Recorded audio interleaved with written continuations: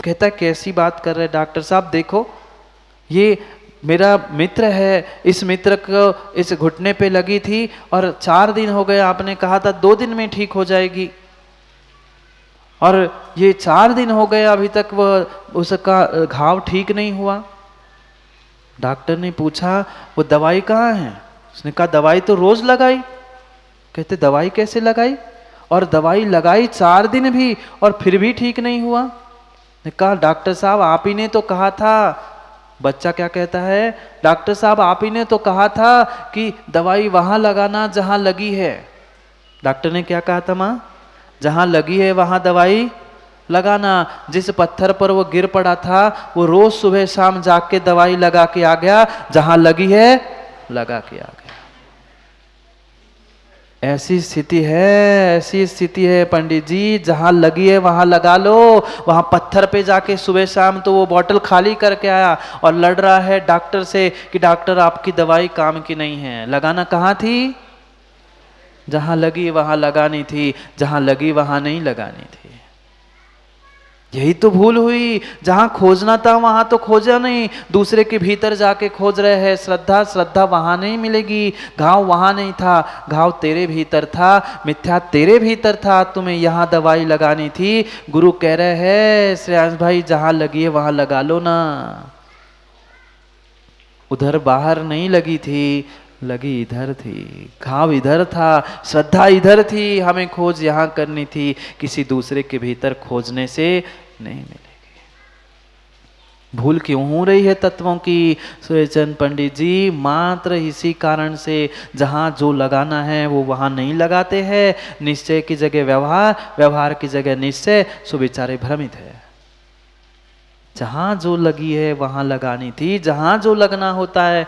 दवाई क्या मां पत्थर को लगाने से ठीक होगा घाव? नहीं होगा। क्या दूसरों को निहारने से प्राप्त हो जाएगी श्रद्धा? नहीं होगी, नहीं होगी, नहीं होगी। वे तो निमित्त थे, देव शास्त्र गुरु भी, उनको देखकर मुझे अपने पास पहुंचना था। उनके चरणों में तो हम लगा के आ गए, उनके तो चरणों में अनिल भाई माथा रगड़ के आ गए, पर उनके चरणों के साथ भीतर के आचरण को भी तो छूना था, वहां तक तो पहुंच ही नहीं पाए। वे श्रद्धा के लिए निमित्त थे, पर भीतर की श्रद्धा को प्रकट करना था। भीतर जो श्रद्धा थी उस श्रद्धा से अपने ही आप से शुरुआत करनी थी। क्या करे, जब भी अच्छे काम की शुरुआत करनी होती है हमारा नंबर सबसे पीछे होता है, और पाप करने होते हैं तो लाइन में सबसे पहले आप खड़े होते हैं। पाप और आप सोचो, खोजो। हमें उस सद श्रद्धा की पहचान करनी थी। मेरे ही भीतर टटोल के देखना था कि मेरे भीतर कुछ श्रद्धा नाम की वस्तु है भी, सद श्रद्धा है कि भी नहीं है। पर कहाँ खोजना, कैसे खोजना, इसका ही ज्ञान ना होने के कारण से हम अनादिकाल से संसार में घूम रहे हैं। क्या हमारे भीतर श्रद्धा की कमी है?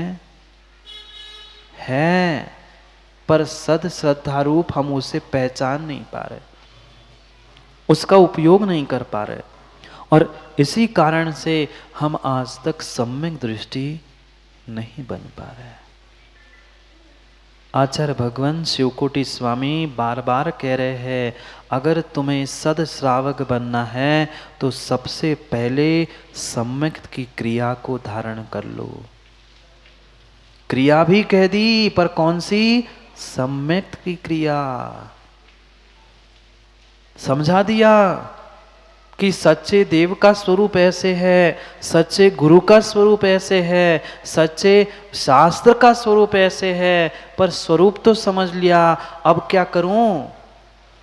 अब क्या करूं? सामने थाली लगा के तो दे दी, खाना किसे पड़ेगा राजू भाई? कोई आके खिला देगा? फिर भी क्रांत शराब जी हाथ नहीं उठ रहा है तो कोई भी खिला तो दे सकता है, पर चबाना किसे पड़ेगा? चबा भी की आवश्यकता नहीं, मिक्सी से पीस के भी खिला दिया, गटकना पचाना हमें ही पड़ेगा। इतना तो पुरुषार्थ हमें करना ही पड़ेगा। ये देव शास्त्र गुरु रूपी निमित्त और थाली हमारे सामने है। गुरु पूर्ण जिनवाणी को घोट घोट के हमारे गले तक ले जा रहे हैं, पर गटकेगा कौन? क्या करे? उन बालकों जैसी स्थिति है। माँ बच्चों को कभी दवाई नहीं पिलाई, कड़वी कड़वी दवाई पिलाई, वह नहीं पीता है तो माँ क्या करती है? नाक पकड़ लेती है, नाक पकड़ लेती है और मुंह में चम्मच डाल देती है। पर बेटा किसका होता है? बेटा भी माँ का ही होता है। वो कहता है तू नाक पकड़ती है, तब तक मैं मुख में रखता हूँ, मुख खोले रखता हूँ, जैसे नाक छोड़ दिया मुख से दवाई थूक दी।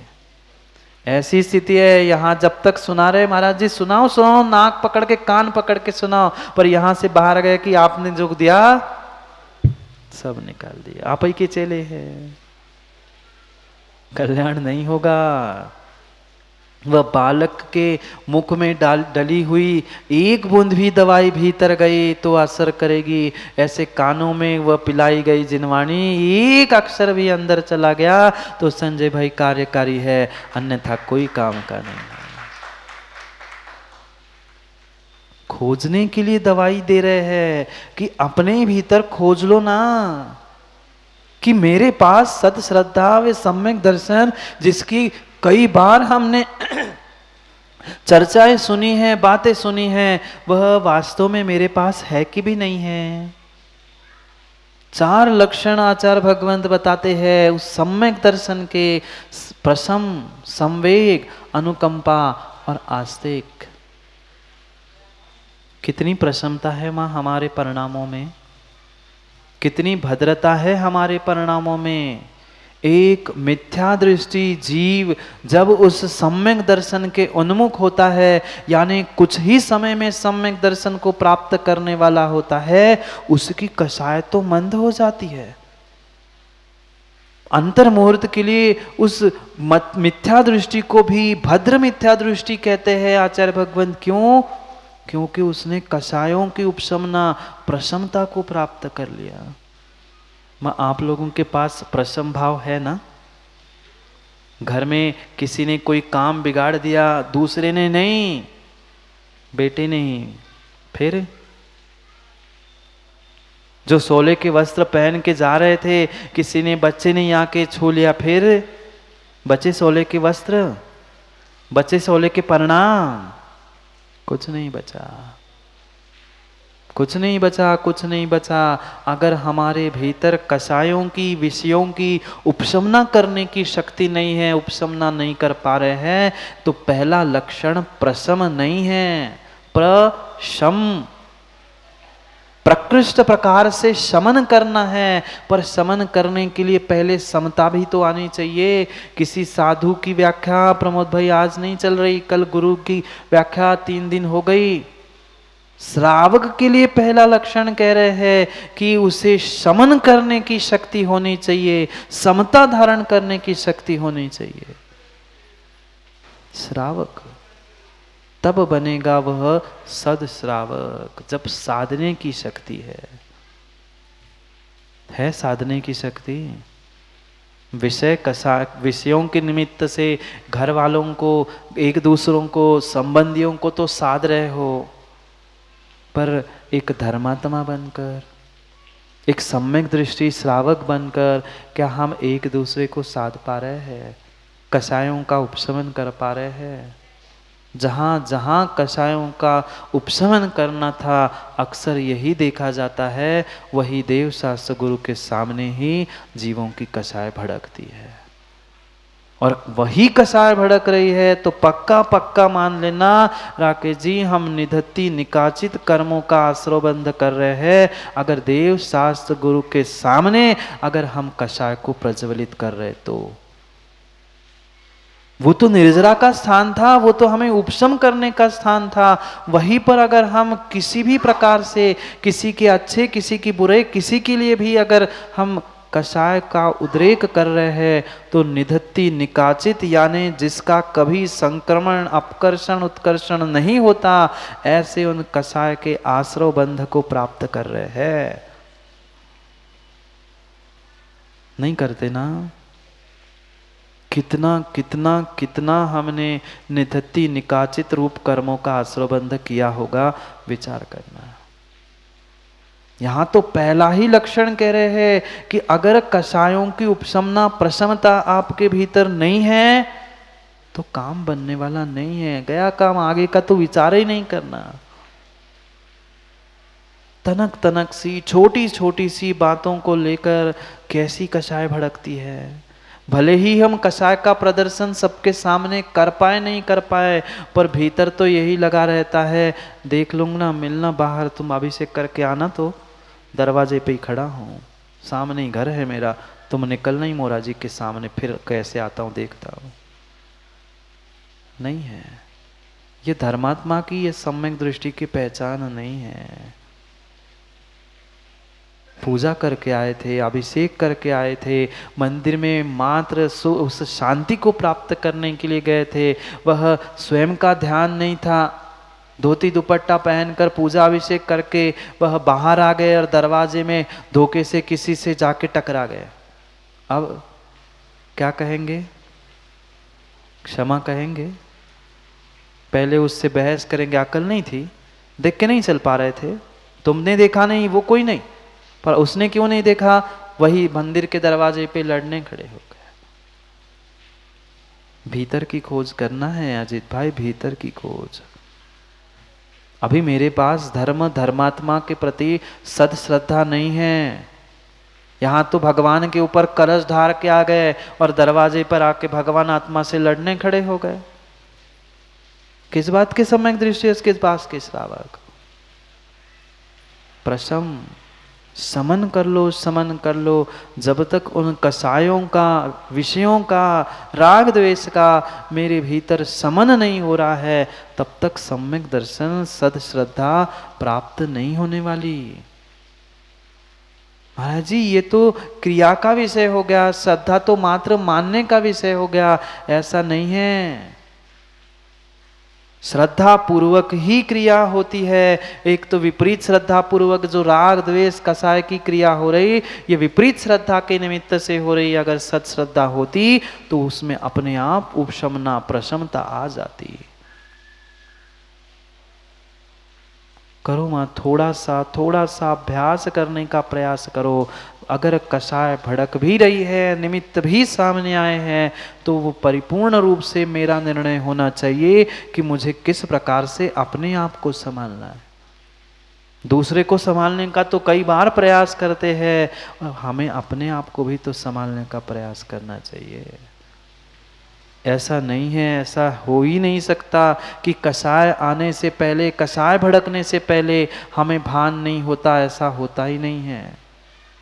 जब एक छींक आने से पहले भी महसूस होता है, छींक आने से पहले, जमाई आने से पहले हमें भले ही आधा मिनट ही सही पहले समझ में आता है कि अब नींद आने वाली है, अब छींक आने वाली है।